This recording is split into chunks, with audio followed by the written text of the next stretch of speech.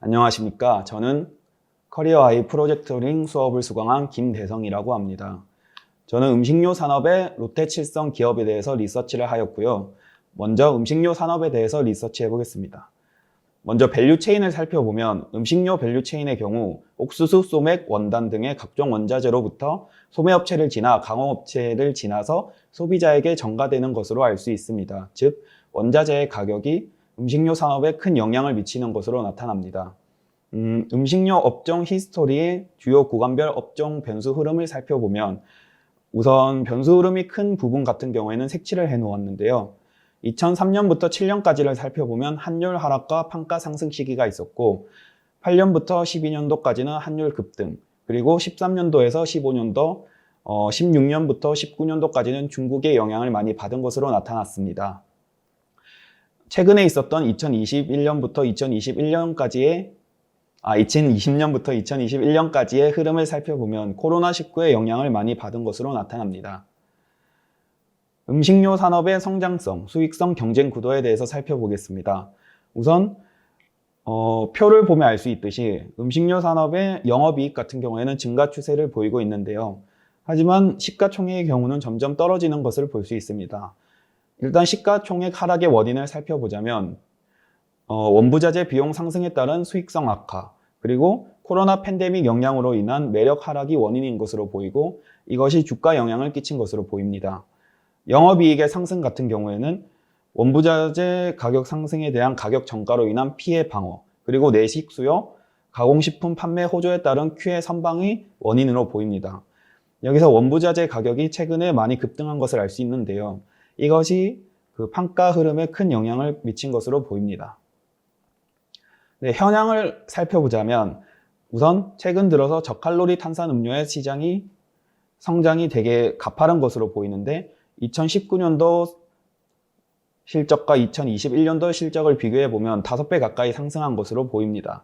이것은 코로나19 시기를 거치면서 사람들의 헬스케어에 대한 관심이 자연스럽게 급증하였고 이것이 이제 음료수까지 영향을 미친 것으로 보입니다. 네, 그리고 이로 인해 각종 기업들은 제로탄산 시장의 MS를 확보하기 위해서 다양한 전략을 펼치고 있는 것으로 나타납니다. 그 다음으로 프리미엄 제품 수요가 현재 증가하고 있는데요. 코로나 팬데믹으로 인한 내식 수요의 증가와 전반적인 물가 상승이 소비자들의 효율적이고 편안한 식사에 대해서 영향을 미쳤고 다양한 F&B 제품에 대한 가심비가 그로 인해 증가하였습니다. 이러한 소비자들의 수요 변화와 1인 가구의 증가, 그리고 MZ세대가 주 타겟층으로 접어들면서 음식료 기업들의 프리미엄 제품 출시가 점점 가팔라지고 있습니다. 다음 그림은 이제 한국 간편식 시장 변화에 대한 이제 상품 구성의 변화를 보여주는 그림입니다. 네, 산업 분석은 이 정도로 하고 이제 기업 분석에 대해서 살펴볼 예정인데요. 결론부터 말씀드리면 저는 롯데칠성이란 기업에 대해서 29만 6천 원의 목표 주가를 설정하였고 그로 인해서 매수 의견을 내었습니다. 그 의견에 대한 이제 근거를 지금부터 설명드리겠습니다. 롯데칠성이란 회사 소개부터 드리겠습니다. 롯데칠성은 크게 음료 부문과 주류 사업부로 이루어진 매출 사업 구성을 가지고 있습니다. 또한 매크로 이벤트로 인한 최근의 원자재 가격의 상승, 그리고 코로나로 인한 우려에도 1분기 2022년도 매출액과 영업이익은 두 숫자 어닝 서프라이즈를 나타낸 것으로 보이는데요. 현재 롯데칠성 기업 같은 경우에는 하이트 진로와 함께 한국 주류 시장의 대표 선두주자이며 음료 부문에서도 재빠른 제로 탄산 시장에 합류를 함으로써 점차 음료 시장의 MS를 확대하고 있는 것으로 보입니다. 다음은 사업부별 카테고리 현황인데요. 음료 부문 같은 경우에는 탄산 부분이 거의 대부분을 차지하고 있고 그 다음으로 커피, 주스, 생수, 탄산수 등이 그 뒤를 잇고 있습니다. 주류 같은 경우에는 당연하게도 소주와 맥주가 대부분을 차지하고 있습니다. 롯데칠성에 제가 살펴본 투자 포인트를 설명드리겠습니다. 첫 번째 투자 포인트를 살펴보자면 우선 리오프닝에 따른 주류 수요 회복으로 인한 2022년도 매출이 작년 베이스 값이 낮지 않음에도 12.7%가 상승했습니다. 다음 표를 살펴보면 코로나 팬데믹 이전에 2019년도 매출을 점차 따라잡고 있는 것으로 보이는데요. 현재 Q가 코로나 이전에 비해서 완전히 회복되지 않은 것임에도 이 정도 매출의 회복량을 보이는 것은 원자재 가격 상승으로 인한 가격 인상이 주 원인이 있지 않을까 싶습니다.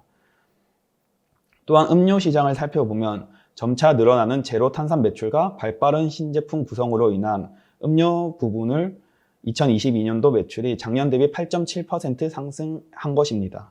이렇게 음료 부문은 계절적으로 수요가 약한 겨울을 제외하고서는 2분기, 3분기가 점차 계단식으로 성장하고 있는 것을 알 수 있습니다.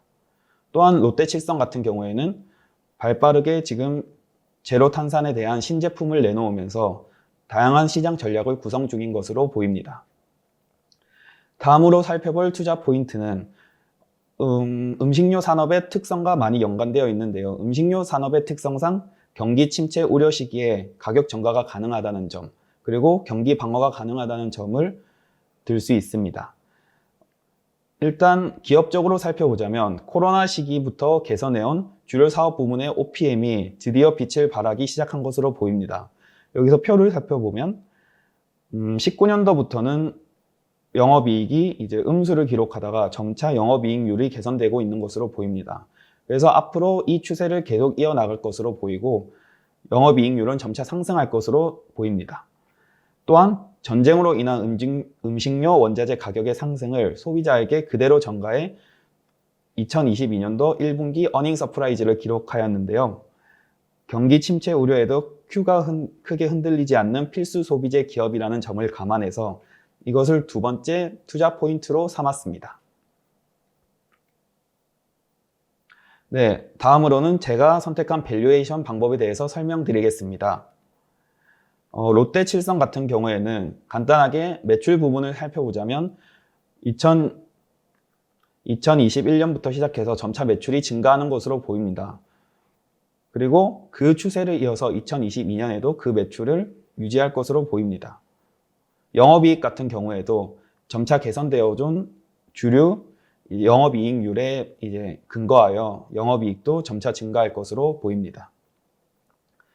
컨센서스와 제 추정치를 비교해 보자면 컨센서스 같은 경우에는 보수적으로 잡는다는 특성이 있기 때문에 제 추정치보다 조금 낮은 값을 나타내는 것으로 보입니다.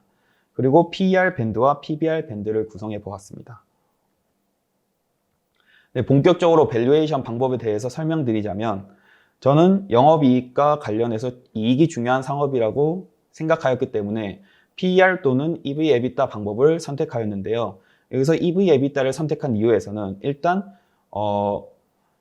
롯데칠성 같은 경우에는 유형자산이 어느 정도 자산의 비중을 차지하고 있고 단기 순이익이 적자였던 해가 있는 것으로 나타나기 때문에 이 방법이 좀 더 안정적이라고 판단하였습니다. 또한 피어 그룹을 해외로 선정하였기 때문에 감가상각법과 세금, 금융비용들의 영향을 받지 않는 EBITDA 지표를 추정하는 것이 더 바람직하다고 판단하였습니다. 타겟 멀티플 성정 논리를 살펴보자면 국내에는 유의미한 수의 피어 그룹이 주류 부분에서는 하이토 진로를 제외하고는 존재하지 않습니다. 그렇기에 좀 더 정확한 추정을 하기 위해서 해외 그룹을 선정하였고요. 그렇게 추정한 해외 그룹의 대표적인 탄산음료 기업과 주류 기업을 5개 선정하여 그들의 EV/EBITDA 수치를 가중 평균하였습니다.